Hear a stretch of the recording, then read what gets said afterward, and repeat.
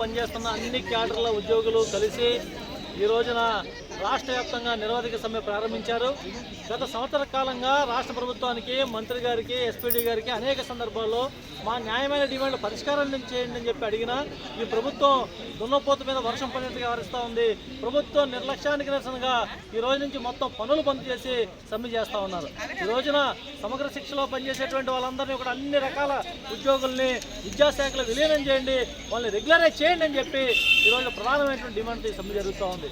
జగన్మోహన్ రెడ్డి గారు ఎన్నికల ముందు అసెంబ్లీ సాక్షిగా ఈ రాష్ట్రంలో పనిచేసేటువంటి కాంట్రాక్ట్ అవుట్సోర్సింగ్ వాళ్ళందరూ రెగ్యులర్ చేస్తారని చెప్పారు. అంతేకాదు ఆయన చెప్పింది ప్రభుత్వ ఉద్యోగులు ఏం చేస్తున్నారో వాళ్ళ అదే అని చెప్పాడు.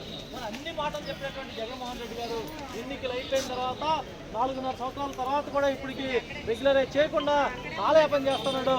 పైగా మాట మార్చి మడవ తిప్పి ఈ రోజున జగన్మోహన్ రెడ్డి గారు ప్రభుత్వం వ్యవహరిస్తూ ఉంది. ఈ నేపథ్యంలో రాష్ట్ర వ్యాప్తంగా ఉన్నటువంటి సర్వశిక్షాభిలో పనిచేసే అన్ని క్యాడర్ల ఉద్యోగులు ఈ రోజు నుంచి సమ్మెలోకి వచ్చారు. ఇప్పటికైనా సరే న్యాయమైన డిమాండ్ పరిష్కారం చేయండి. సమగ్ర శిక్షలో పనిచేసేటువంటి వాళ్ళందరికీ కూడా ప్రధానమైనటువంటిది ఎంటీఎస్ అమలు చేయండి అని చెప్పి అడుగుతూ ఉన్నాం.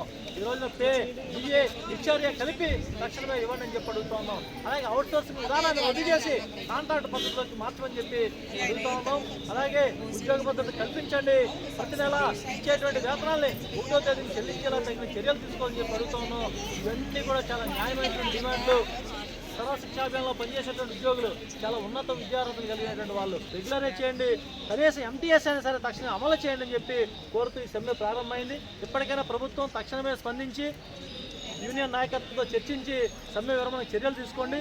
లేని పక్షంలో ఈ సమ్మె రాష్ట్ర వ్యాప్తంగా మహోధృతం అవుతుందని చెప్పి హెచ్చరిస్తా ఉన్నాం. హై స్కూల్లో చేస్తాను. మేము 2014 నుంచి ఇక్కడ ఎస్ఎస్ఎల్ వర్క్ చేస్తున్నామండి. మాకు 2017లో జీతం పెరిగింది. అది 7 సంవత్సరాల్లో ఏమీ పెరగలేదు. మాకు 7 సంవత్సరాల్లో మాకు శాలరీ పెరగకపోగా అప్పట్లో నెల ఇచ్చేవారండి. కానీ ఇప్పుడు 4వ నెల రీసెంట్గా 2 మంత్స్ శాలరీ పడింది. మాకు వచ్చేది ఏంటంటే 14,000 రూపాయల దాకా నేను 40 అండి. ఆ 14,000 రూపాయల జీతంతో నెల రాక మా వాళ్ళందరూ చాలా సమస్యలు ఎదుర్కొంటున్నామండి. ప్లస్ మాకు అమ్మఒడి కానీ అవేమీ కూడా వర్తించవండి. అలా మేము చాలీన జీతాలతోటి మాకు శాలరీ పెంచమని అడిగితే శాలరీ పెంచకపోగా నెలలా వచ్చే శాలరీ కూడా రాక 3 మంత్స్కి 4 మంత్స్కి అప్డేట్ అవుతుంది. మాకు ఎంటీఎస్ ఇచ్చాము అని చెప్పి జీవో ఇచ్చామని అన్నారు, కానీ అదేమీ అమలవ్వలేదు. అందువల్ల మాకు మేము చేసేది కూడా స్కూళ్ళల్లో రెగ్యులర్ టీచర్తో పాటుగా సమానంగా చేస్తున్నాం. మేము ఒక్కపూట వెళుతున్నామనే కానీ 4 పీరియడ్లు కంపల్సరీ చేస్తున్నామండి.